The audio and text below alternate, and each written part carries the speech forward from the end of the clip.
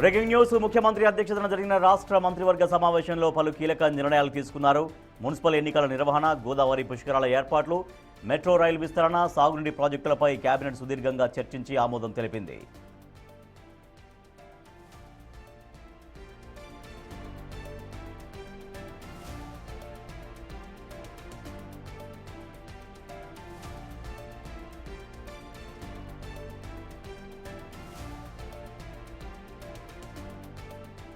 రాష్ట్రంలో పదవీకాలం ముగిసిన 116 మున్సిపాలిటీలు, 7 కార్పొరేషన్లలోని 2996 వార్డులకు వీలైనంత త్వరగా ఎన్నికలు నిర్వహించాలని కేబినెట్ నిర్ణయించింది. డెడికేటెడ్ కమిషన్ నివేదిక ప్రకారం రిజర్వేషన్ల ప్రక్రియ పూర్తయినందున ఫిబ్రవరిలోనే ఎన్నికలు జరపాలని అధికారులను ఆదేశించింది.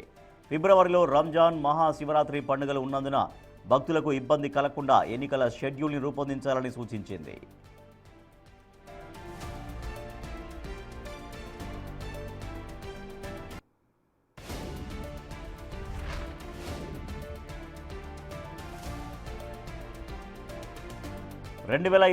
జూలై 27 నుంచి ఆగస్టు 3 వరకు జరగనున్న గోదావరి పుష్కరాల కోసం ఇప్పటి నుంచే కసరత్తు ప్రారంభించాలని ప్రభుత్వం నిర్ణయించింది. బాసర నుంచి భద్రాచలం వరకు ఉన్న పురాతన ఆలయాలను అభివృద్ధి చేస్తూ ఒక స్పెషల్ సర్క్యూట్ను రూపొందించనున్నారు. దీనిపై అధ్యయనం చేసేందుకు కేబినెట్ సబ్ కమిటీని వేయనున్నారు.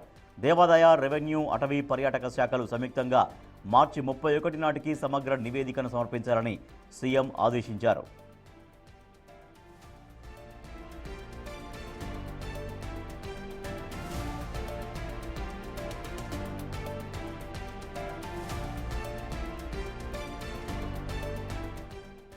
క్రితం రిజర్వేషన్లు కూడా ఫైనలైజేషన్ చేయడం జరిగింది. రాష్ట్ర కేబినెట్ వీటన్నిటి ఆధారంగా 15వ తారీఖు ఫిబ్రవరి 15వ తారీఖు శివరాత్రి ఉంది, 16వ తారీఖు నాడు రంజాన్ ఉంది.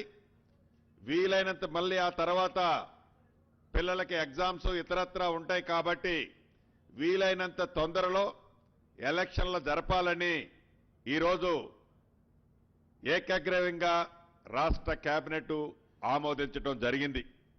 దీంతో పాటు ఏదైతే గోదావరి పుష్కరాలు 2027 జూలై 27 నుంచి ఆగస్టు 3వ తారీఖు వరకు గోదావరి పుష్కరాలు రానున్నాయి. అంటే వచ్చే సంవత్సరం జూలై 27వ తారీఖు ఈ గోదావరి పుష్కరాలని ఇప్పటి నుంచే ఒక మంచి ప్లాన్తో అద్భుతంగా ఈ గోదావరి పుష్కరాలు కూడా ఏర్పాటు చేయాలని రాష్ట్ర కేబినెట్ ఆమోదం తెలపడంతో పాటు ఈ గోదావరి పరివాహక ప్రాంతంలో ఉన్న బాసర నుంచి భద్రాచలం వరకు ఏవైతే పురాతనమైన ప్రసిద్ధ టెంపుల్స్ ఉన్నాయో ఈ టెంపుల్స్ అన్నీ ఒక టెంపుల్ సర్క్యూట్గా ఏర్పాటు చేసి దీంట్లో ఎకో పార్కులు కానీ అనేక చాలా ఫారెస్ట్ ఏరియా ఉంటుంది. దీంట్లో నదీ పరివాహక ప్రాంతం ఉంటుంది.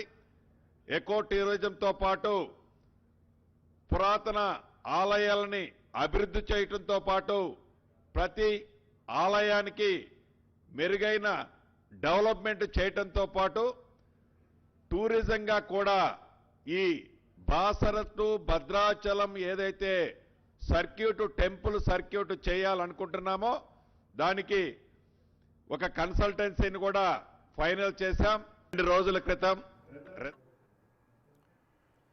నిన్న మేడారంలో ముఖ్యమంత్రి అధ్యక్షతన జరిగిన రాష్ట్ర మంత్రివర్గ సమావేశంలో పలు కీలక నిర్ణయాలు తీసుకున్నారు.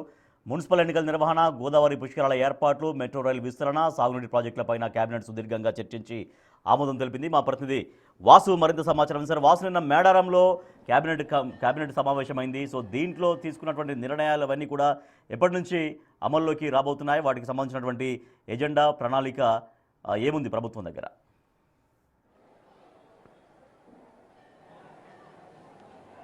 ఎస్ రాజేష్, మొదటిసారి తెలంగాణ ప్రభుత్వం మేడారంలో క్యాబినెట్ నిర్వహించింది. అది రాజధాని బయట సక్సెస్ఫుల్గా సీఎం టూర్స్ పూర్తయిందని చెప్పాలి.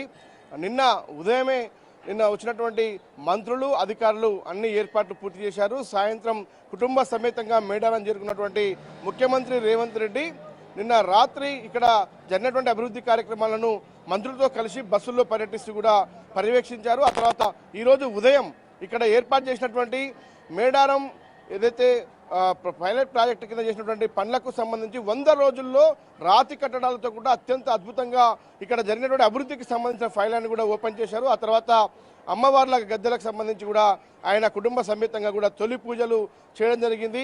ఇటు మంత్రి సీతక్కతో పాటు ఆలయ పూజారులు కూడా ముఖ్యమంత్రి రేవంత్ రెడ్డి కుటుంబానికి సారే చీర గాజులు కూడా అందించినటువంటి పరిస్థితి. ఆ తర్వాత ఆయన హైదరాబాద్ బయలుదేరి వెళ్లారు.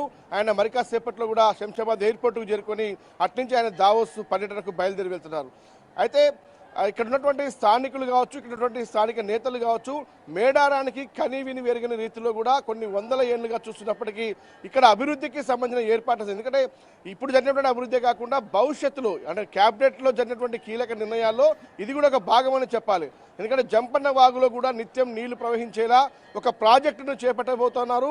మరోపక్క ఇక్కడ జాతర కుంభమేళాను తలపించేలా కూడా శాశ్వత పరిష్కారం, శాశ్వత నిర్మాణాలకు కూడా తెలంగాణ క్యాబినెట్ ఆమోదం నిర్వహించినటువంటి ఆ పరిస్థితి కొనసాగుతుంది.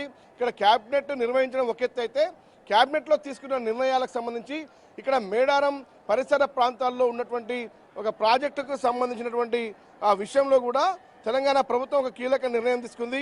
ములుగు జిల్లాలో కొత్తగా పొట్లాపూర్ అనేటువంటి ఒక ఇరిగేషన్ ప్రాజెక్టుకు సంబంధించి దాదాపు మరో 11,000 ఎకరాలకు సాగునీటి అందించే అంశంలో భాగంగా 143 కోట్ల అంచనా వ్యయంతో కూడా ప్రారంభించబోతోంది. ఇక మరో కీలక అంశం తెలంగాణ రాష్ట్రానికి సంబంధించి మున్సిపల్ ఎన్నికలు నిర్వహించాలని కూడా తెలంగాణ క్యాబినెట్ నిర్ణయించింది.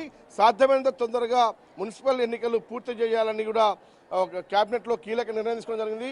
అది 1-2 రోజుల్లో నోటిఫికేషన్ రాబోతోంది. ఫిబ్రవరి 2వ వారంలో ఎన్నికల తేదీలు కూడా డిసైడ్ చేశారు. ఇక ఎన్నికల కమిషన్కు ఏదైతే మున్సిపల్ శాఖ నుంచి కూడా ఏదైతే వివరాలు అందిస్తారో ఆ తర్వాత నోటిఫికేషన్ కూడా విడుదల కాబోతా ఉంది. ఇక మరో అంశం, రాష్ట్రంలో ఇప్పటికే మున్సిపల్ ఎన్నికలు ముగిసిన నేపథ్యంలో కూడా ఎన్నికల నిర్వహణ పక్కన పెడితే ఇంకా ఫిబ్రవరిలో రంజాను, శివరాత్రితో పాటు పండుగలు ఉన్నందున ఎన్నికల ప్రక్రియ త్వరితగతిన పూర్తి చేయాలని కూడా ప్రభుత్వం భావిస్తోంది. ఇక జూలై 27 నుంచి కూడా ఇప్పటి వరకు చేపట్టినటువంటి అభివృద్ధి కార్యక్రమాలు పక్కన పెడితే ఇక బాసర నుంచి భద్రాచలం వరకు రాష్ట్రంలో గోదావరి పరివాహక ప్రాంతంలో ఉన్నటువంటి అన్ని ప్రధాన ఆలయాలకు సంబంధించినటువంటి విషయంలో కూడా అభివృద్ధి విషయంలో క్యాబినెట్ ఒక కీలక నిర్ణయం కూడా తీసుకోవడం జరిగింది. పురాతన ఆలయాల అభివృద్ధితో పాటు ఎకో టూరిజం అభివృద్ధి చేయాలని కూడా తెలంగాణ క్యాబినెట్ నిర్ణయించింది. ఇక బాసర నుంచి భద్రాచలం వరకు ఒక సర్క్యూట్గా ఏర్పాటు చేసి అభివృద్ధి చేయాలి. ఎందుకంటే కృష్ణా గోదావరి పుష్కరాలు ఘనంగా నిర్వహించాలి, కుంభమేళాను తలవించే విధంగా ఉండాలని క్యాబినెట్లో అభిప్రాయపడ్డారు. సుదీర్ఘంగా చాలాసేపు క్యాబినెట్లో కృష్ణా గోదావరి పుష్కరాలపైనే చర్చ జరిగింది. ఇక దేవాదాయ, రెవెన్యూ, అటవీ, పర్యాటక, పురావస్తు శాఖలకు సంబంధించినటువంటి సమన్వయంగా ఒక రిపోర్ట్లు తయారు చేయాలని కూడా అధికారులకు ఆదేశాలు జారీ చేయడం జరిగింది. ఇక మరో అంశం, మార్చి 31 నాటికి ఒక సమగ్ర ప్రణాళిక రూపొందించాలని కూడా ముఖ్యంగా హైదరాబాద్ సంబంధించి కూడా మెట్రో రైల్ ఫేజ్ 1 సంబంధించి ప్రాజెక్టును ఎల్ఎన్టీ నుంచి తెలంగాణ ప్రభుత్వం స్వాధీనం చేసుకోవాలని కూడా నిర్ణయించారు. దానికి సంబంధించినటువంటి పురోగతిని క్యాబినెట్లో సమీక్షించారు. ఈ ప్రక్రియను వేగవంతం చేయాలని కూడా ముఖ్యమంత్రి ఆదేశాలు జారీ చేశారు ఇప్పటికే. ఎందుకంటే ఎల్ఎన్టీతో కూడా ఒప్పందం కూడా పూర్తయింది. వాళ్ళకు చెల్లించాల్సినటువంటి నగదెంత పూర్తి స్థాయిలో ప్రభుత్వము ఏదైతే మెట్రో లైన్ ఫేజ్ 1 స్వాధీనం చేసుకుని ఆ తర్వాత విడతల వారీగా ఫేజ్ 2 ఎక్స్టెన్షన్కు క్యాబినెట్ నిర్ణయం తీసుకుంది. ఫేజ్ 2లో సంబంధించి కూడా 4 క్యాడర్లను, ఫేజ్ 2బిలో 3 క్యాడర్ నిర్మాణానికి సంబంధించి కూడా ప్రణాళికలు సిద్ధం చేయాలని కూడా ఇప్పటికే ప్రభుత్వం ఆమోదం కోసం కూడా ఇప్పుడే పంపడం జరిగింది. ఇక ఈలోపు భూసేకరణ ప్రక్రియకు సంబంధించి ఎక్కడైతే పెండింగ్లో ఉన్నాయో వివిధ శాఖలకు సంబంధించి కూడా సమన్వయం చేసుకుని ఆ భూసేకరణ ప్రక్రియలు కూడా పూర్తి చేయాలని కూడా తెలంగాణ క్యాబినెట్, ఎందుకంటే హైదరాబాద్ అభివృద్ధికి అత్యంత ప్రధానమైనటువంటి ఏదైతే మెట్రో రైల్ ఫేజ్ 2 విస్తరణకు సంబంధించినటువంటి ఒక కీలక నిర్ణయం తీసుకోబోతున్నారు. ఇక ప్రధాన నల్లగొండ జిల్లా మహాత్మా గాంధీ యూనివర్సిటీకి సంబంధించినటువంటి లా కాలేజీ మరికొన్ని ఖాళీల భర్తీకి సంబంధించి కూడా క్యాబినెట్ ఆమోదం తెలిపింది. అంటే మిగతా అంశాలకు సంబంధించి రాజకీయ పరంగా నిర్ణయాలు జరిగినప్పటికీ కూడా వాటిపైన ప్రభుత్వం ఎలాంటి స్పందన కానీ మంత్రులు కానీ మాట్లాడలేదు. కేవలం మేడారం అభివృద్ధితో పాటు ఇక్కడ జరుగుతున్నటువంటి సాగునీటి, తాగునీటి ప్రాజెక్టుతో పాటు తెలంగాణ రాష్ట్రానికి, హైదరాబాద్ నగరానికి సంబంధించినటువంటి కొన్ని కీలక నిర్ణయాలు మాత్రం హైదరాబాద్ ఏదైతే మేడారం జరిగినటువంటి క్యాబినెట్లో ప్రభుత్వం నిర్ణయాలు తీసుకోవడం జరిగింది. Right, thank you Vasu.